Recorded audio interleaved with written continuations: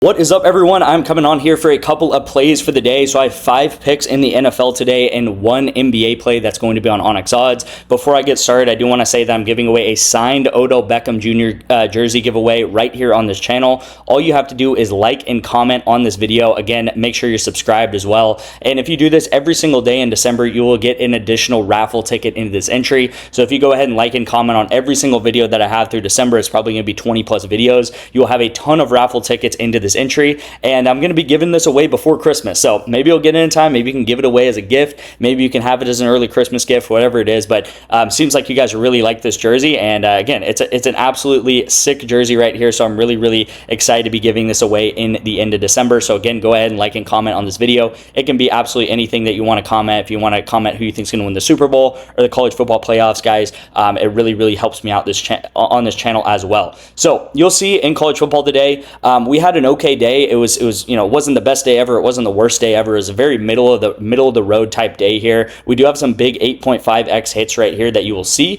So both of these entries, huge entries for us to hit. And you'll see we have overs together and we have unders together. We also have a ton of setups going to the NFL tomorrow. And what I mean by setups, guys, is we pretty much have combinations of NFL players to either go over together or under together, right? So for example, we have Sam Darnold down here, Jackson Smith and Jigba. It's really small, so maybe you can see it, maybe you can't, but it's pretty much Sam Darnold going over passes and Jackson Smith and Jigba going over receiving yards, right? So hopefully that makes sense. If Sam Darnold passes a ton, who's going to be catching those balls? It's going to be JSN, right? One of the best receivers in the league. And you'll see we did the same thing today, and we do the same thing pretty much every week with these, college football and NFL duos. So Terrence Carter, Baron Morton, I took them over together, had an amazing first half. These guys go over together. Gunnar Stockton and Zachariah Branch, I think this is really important to understand. I took them under together, and you'll see they had a really good game. Georgia, they beat Alabama by like 21 points. The reason why Zachariah Branch went under, and Zachariah Branch had an amazing game. He had a touchdown. He had like 5 receptions. He was the dominant receiver on this team. But the reason why he went under, guys, is because they were winning by like 20 points. So there was no reason to throw going into that second half. They ran the ball like crazy, and Zachariah Branch, I think he only got like 1 reception, maybe 2 receptions in that second half because they did not have to throw very much at all, okay? So that's really important to understand. And you'll also see that these 8.5Xs, these 3-mans, these 4-mans, whatever it is, they're really important because they get a lot of profit, all right? So you'll see a lot of losses sometimes in your Prizepicks account. If you're on the VIP, you'll see like loss, and you'll see a massive 8.5 or 9X win, and you'll see loss, and then another, 5X, 6X, or 8X, whatever it is. And that is part of the program, guys. That is what we do here. That is what we've been doing for the past 2 years, along with the correlation. And you'll see my record definitely, reflects that, so to speak, right? Here's a graph. I track absolutely everything, guys, and you'll see here we have like 400 wins, but we have more than 1,000 losses. And again, it's really important to understand why, because these 4-mans and these 3-mans pay out massive on Prizepicks, but when you miss them, or you're going to miss a lot before you hit, right? And all that matters at the end of the day is this number right here, which is the profit. And again, a lot of people don't understand this in betting, which is probably the number one thing you need to understand in betting, because, for example, you could miss 40 entries in a row, and then you hit one like 100x, and I'm not saying that we're going for 100x's, but just bear with me here. If you hit a 100x, right, after 40 misses, you're going to be well in the green with that 100x. Same thing if you hit, the other way around, where maybe you're only playing entries that are giving you like 0.1x or something like that, right? Again, so you'll see this was another entry. I think I sent this one out on Friday, and it was the UNLV and Boise State guys. Now these went over by like 1 yard, but you will see that we cashed by 2.5x, and yeah, we're really set up going into tomorrow. There were some things that didn't go really according to plan, especially these second half plays. So you'll see here, in Ohio State, for example, if you guys saw the game, Ohio State was winning at halftime, so I went ahead and took Sason under and Jeremiah Smith under, thinking that they would run a lot more in that second half because I thought they were going to be ahead, which they were, and I thought they were going to stay ahead, but obviously they did not. They ended up losing this game, and they ended up losing a lot of that second half. So what Ohio State had to do is throw the ball, and it's something that they really don't do at all in the second half the entire season. Why? Because they are normally winning by like 30 points going in the second half. Now, again, they weren't winning by 30 points, but I took their unders thinking that they would win in that second half, and they did not do so. You'll also see, again, guys, I'm very transparent. I try to not just hide anything from you guys. You'll see I have some wins, I have some losses on the board. Some of the best days ever that, we just hit absolutely everything, like days like this and stuff like that. I'm still going to be saying the same stuff, right? Call of Duty didn't do so well for us today. It is still extremely correlated. You got to stick to the script here, guys.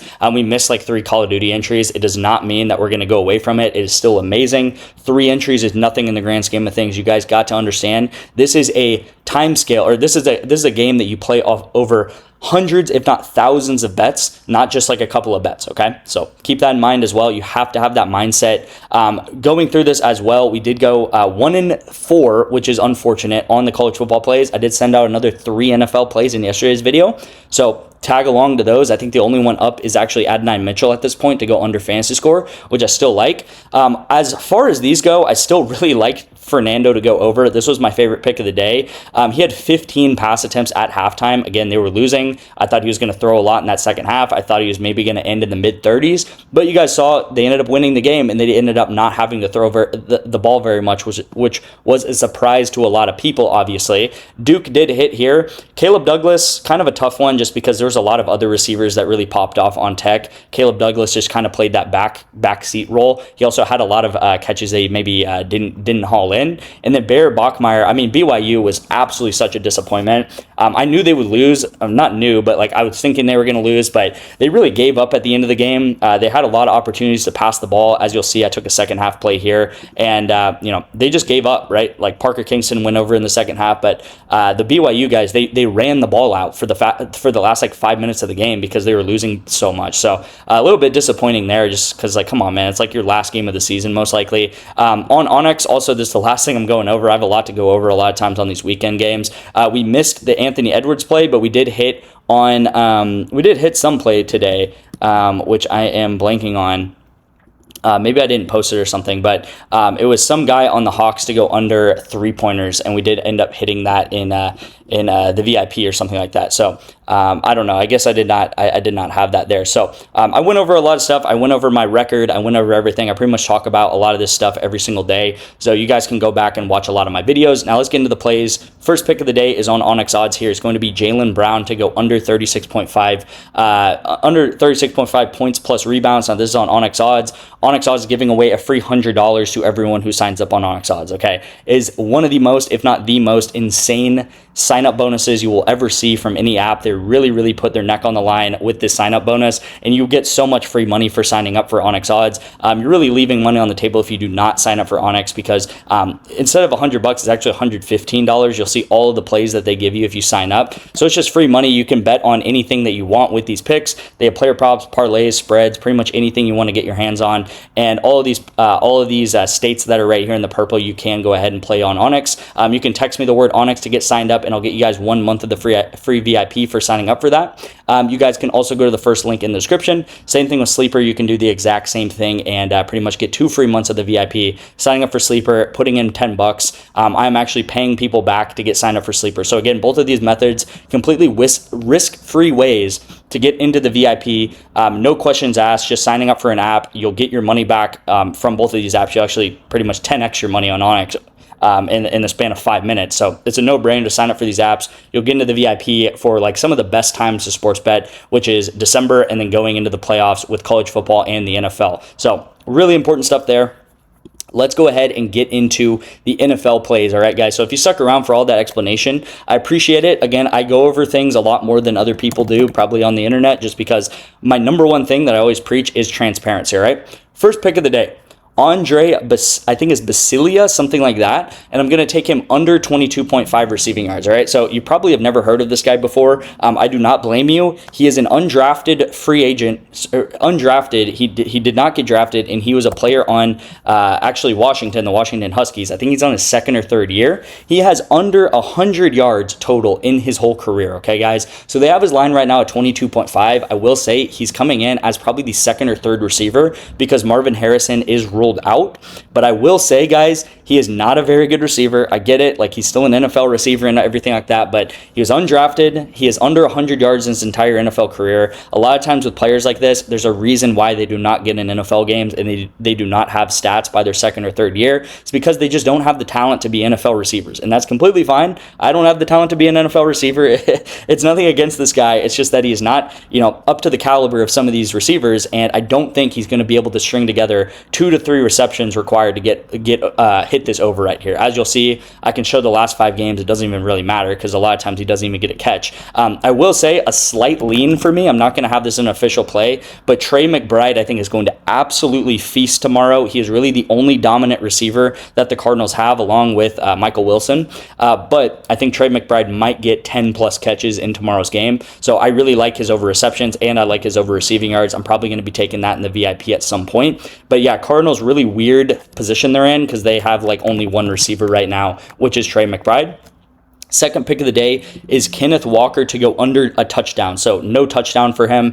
Under rush plus receiving touchdowns, pretty much he just doesn't get into the end zone. As you guys know about the Seahawks, they have a really, really good receiver in JSN. They have a really good pass game, and they have Zach Charbonnet, who a lot of times, kind of vultures touchdowns for him, so to speak, right? They get on the goal line, they hand it to Charbonnet. Charbonnet takes the touchdown from Kenneth Walker instead. So they have a true split backfield. And again, I just think Kenneth Walker, there's a higher likelihood that he does not get a touchdown than he does. All right. So third play of the day, guys. And again, I'm kind of going through these pretty quick. I want to be pretty quick with these. And I will say this is my favorite play of the day, though. It is Cam Ward to go over pass attempts. Pretty much every time we take Cam Ward over pass attempts, he does hit for us. He's kind of a GOAT of this channel, honestly. Last year, we would take him all the time on Miami to go over. He would always hit for us. And then this year we take him a lot of times, not for his yards or anything like that, but for his pass attempts. And I've explained this in prior videos before. The reason why I love Cam Ward specifically over pass attempts is, one, he's on a really bad team. So the Titans, as bad as, not bad, but the Browns, not very good, right? But the Titans are even worse, right? So the Titans are probably going to be trailing,